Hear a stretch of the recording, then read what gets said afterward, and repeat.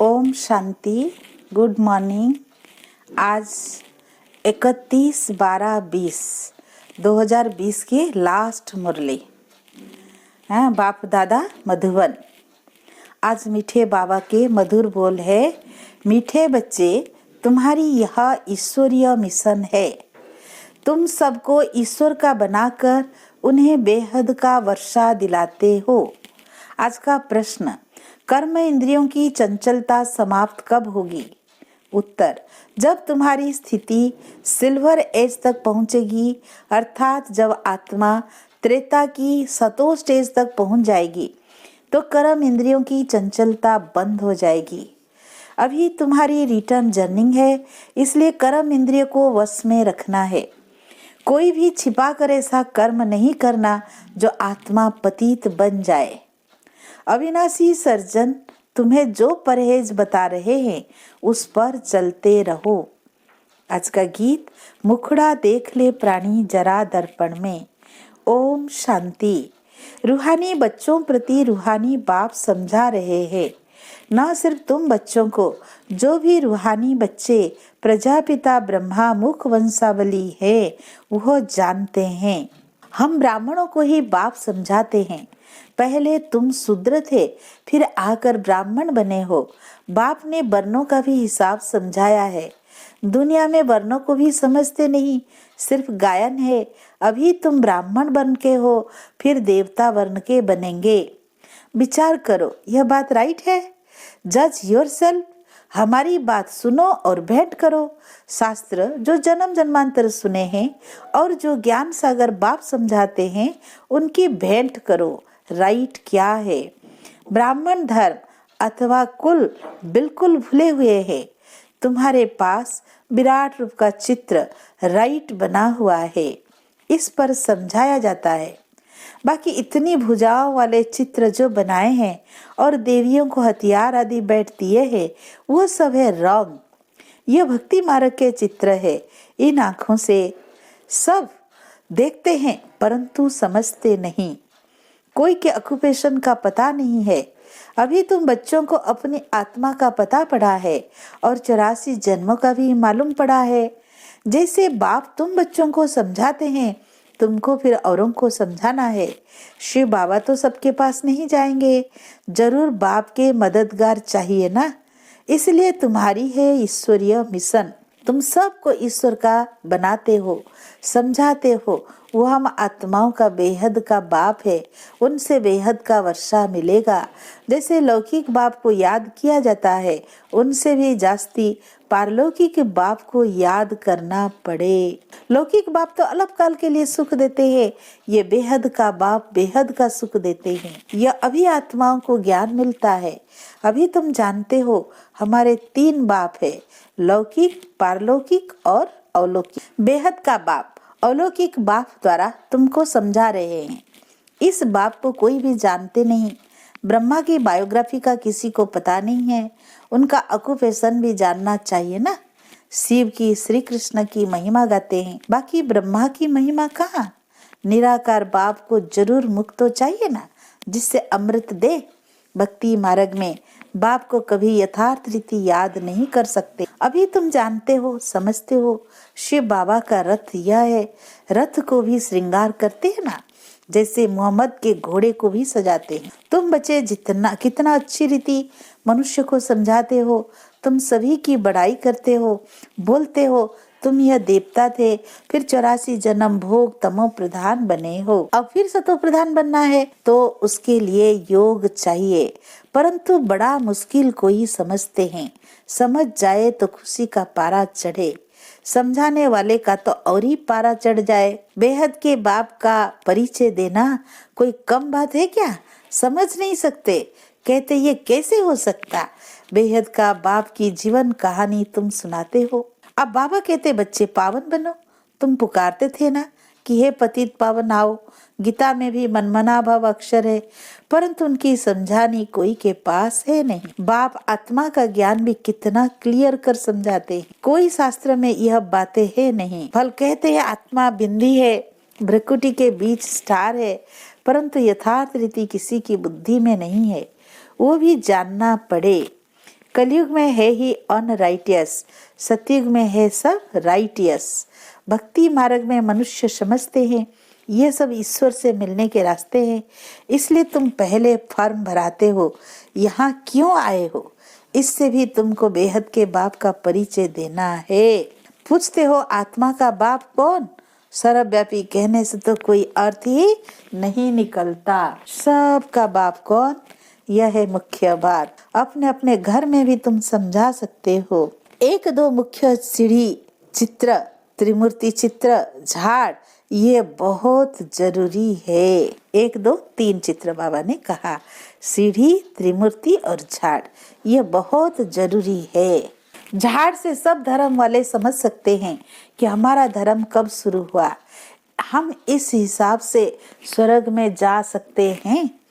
जो आते ही पीछे है वो तो स्वर्ग में जा न सके, बाकी शांति धाम में जा सकेंगे। झाड़ से भी बहुत क्लियर होता है। जो जो धर्म पीछे आए हैं उन्हों की आत्माएं जरूर ऊपर में जाए विराजमान होगी। तुम्हारी बुद्धि में सारा फाउंडेशन लगाया जाता है। बाप कहते हैं आदि सनातन देवी देवता धर्म का सैपलिंग तो लगा, फिर झाड़ के पत्ते भी तुमको बनाने हैं। पत्ते बिगर तो झाड़ होता नहीं, इसलिए बाबा पुरुषार्थ कराते रहते हैं आप समान बनाने के लिए।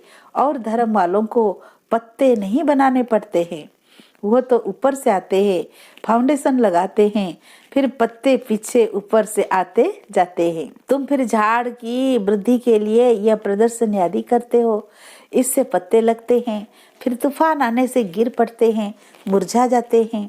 यह आदि सनातन देवी देवता धर्म की स्थापना हो रही है। इसमें लड़ाई आदि की कोई बात नहीं, सिर्फ बाप को याद करना और कराना है।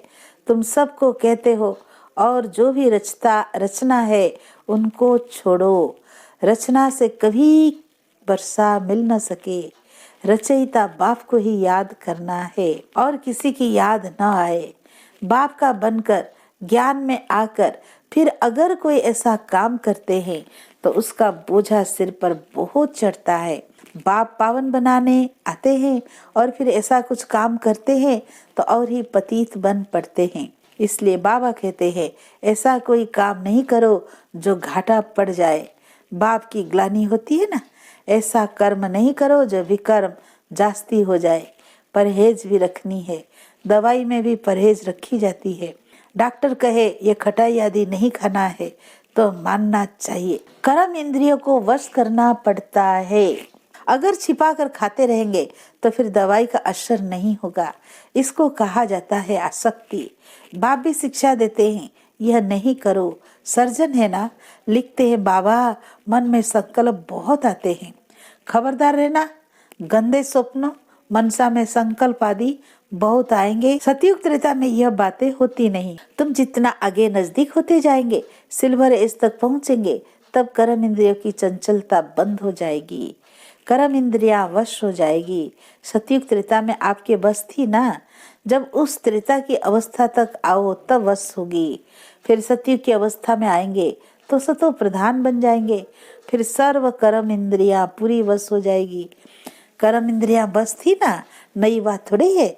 आज कर्म इंद्रियों के वश है, कल फिर पुरुषार्थ कर कर्म इंद्रियों को वश कर लेते। वो तो 84 जन्म में उतरते आए हैं, अभी रिटर्न जर्निंग है। सबको सतो प्रधान अवस्था में जाना है, अपना चार्ट रखना है, हमने कितने पाप कितने पुण्य किए हैं। बाप को याद करते करते आयरन एज से सिल्वर एज तक पहुंच जाएंगे तो कर्म इंद्रियां वश हो जाएगी। फिर तुमको महसूस होगा अभी कोई तूफान नहीं आते हैं, वो भी अवस्था आएगी, फिर गोल्डन एज में चले जाएंगे। मेहनत कर पावन बनने से खुशी का पारा भी चढ़ेगा। जो भी आते हैं उनको समझाना है कैसे तुमने 84 जन्म लिए हैं। जिसने 84 जन्म लिए हैं वही समझेंगे, कहेंगे अब बाप को याद कर मालिक बनना है। 84 जन्म नहीं समझते हो तो शायद राजाई के मालिक नहीं बने होंगे। हम तो हिम्मत दिलाते हैं, अच्छी बात सुनाते हैं, तुम नीचे गिर पड़ते हो। जिसने 84 जन्म लिए होंगे उनको झट स्मृति आएगी। बाप कहते हैं तुम शांति धाम में पवित्र तो थे ना, अब फिर तुमको शांति धाम, सुख धाम और कोई भी रास्ता तुम्हें बता न सके। शांति धाम में भी पावन आत्माएं जा सकेगी। जितना खाद निकलती जाएगी उतना उच्च पद मिलेगा। जो जितना पुरुषार्थ करे, हर एक के पुरुषार्थ को तुम देखते रहते हो। बाबा भी बहुत अच्छी मदद करता है। यह तो जैसे पुराना बच्चा है, हर एक की नब्ज को समझते हो ना। सयाने जो होंगे वो झट समझ जाएंगे। बेहद का बाप है, उनसे जरूर स्वर्ग का वर्षा मिलना चाहिए। मिला था अब नहीं है, फिर मिल रहा है। एम ऑब्जेक्ट सामने खड़ा है। बाप ने जब स्वर्ग की स्थापना की थी, तुम स्वर्ग के मालिक थे। फिर 84 जन्म ले नीचे उतरते आए हो।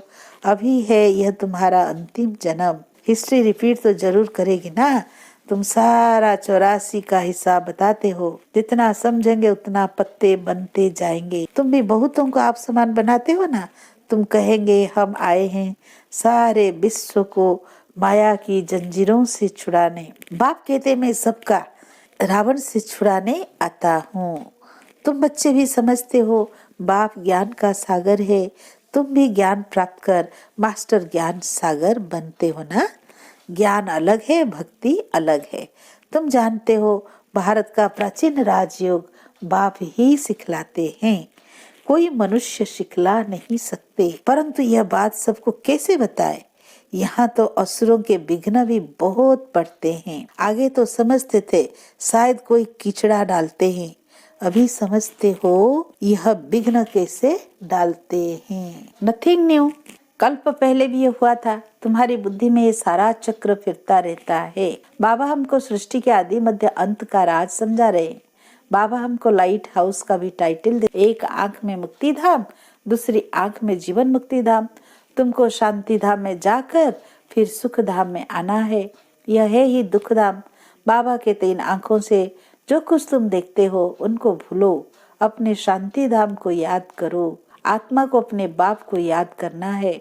इसको ये अव्यभिचारी योग कहा जाता है। ज्ञान भी एक से ही सुनना है, वो है अव्यभिचारी ज्ञान। याद भी एक को करो, मेरा तो एक दूसरा न कोई।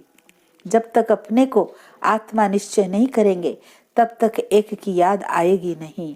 आत्मा कहती है मैं तो एक बाबा की ही बनूंगी, मुझे जाना है बाबा के पास।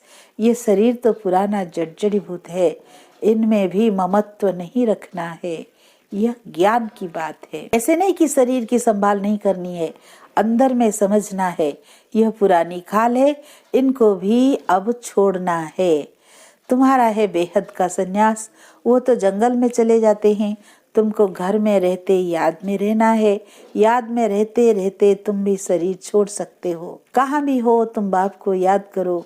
याद में रहेंगे 100 दर्शन चक्रधारी बनेंगे तो कहाँ भी रहते तुम उच्च पद पा लेंगे। जितना इंडिविजुअल मेहनत करेंगे उतना उच्च पद पाएंगे। घर में रहते भी याद की यात्रा में रहना है। अभी फाइनल रिजल्ट में थोड़ा टाइम पड़ा है, फिर नई दुनिया भी तैयार चाहिए ना। अभी कर्मातीत अवस्था हो जाए तो सूक्ष्म वतन में रहना पड़े। सूक्ष्म वतन में रहकर भी फिर जन्म लेना पड़ता है। आगे चलकर तुमको सब साक्षात्कार होगा। अच्छा, मीठे मीठे सिकीलधे बच्चों प्रति माता पिता बाप दादा का याद प्यार और गुड मॉर्निंग। रूहानी बाप की रूहानी बच्चों को नमस्ते। हम रूहानी बच्चों के रूहानी बाप दादा को याद प्यार गुड मॉर्निंग नमस्ते। धारणा के लिए मुख्य सार। फर्स्ट पॉइंट, एक बाप से ही सुनना है, एक की ही अव्यभिचारी याद में रहना है। इस शरीर की संभाल रखनी है लेकिन ममत्व तो नहीं रखना है। दूसरा पॉइंट, बाप ने जो परहेज बताई है उससे पूरा पालन करना है।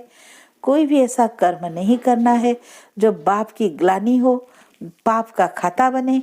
अपने को घाटे में नहीं डालना है। आज का वरदान, अपने विशाल बुद्धि रूपी तिजोरी द्वारा ज्ञान रत्नों का दान करने वाले महादानी भव। बुद्धि सभी कर्म इंद्रियों में शिरोमणि गाई हुई है। जो विशाल बुद्धि है अर्थात जिनकी बुद्धि सालिम है उनका मस्तक सदा चमकता है, क्योंकि बुद्धि रूपी तिजोरी में सारा ज्ञान भरा हुआ है। वह अपने बुद्धि रूपी तिजोरी में से ज्ञान रत्नों का दान कर महादानी बन जाते हैं। तुम बुद्धि को सदा ज्ञान का भोजन देते रहो। बुद्धि अगर ज्ञान बल से भरपूर है तो प्रकृति को भी योग बल से ठीक कर लेती है। सर्वोत्तम बुद्धि वाले संपूर्ण ज्ञान से सर्वोत्तम कमाई कर वैकुंठ की बादशाही प्राप्त करते हैं। तो आज का स्लोगन, शक्ति स्वरूप स्थिति का अनुभव करना है तो संकल्पों की गति को धैर्यवत बनाओ। अच्छा, ओम शांति।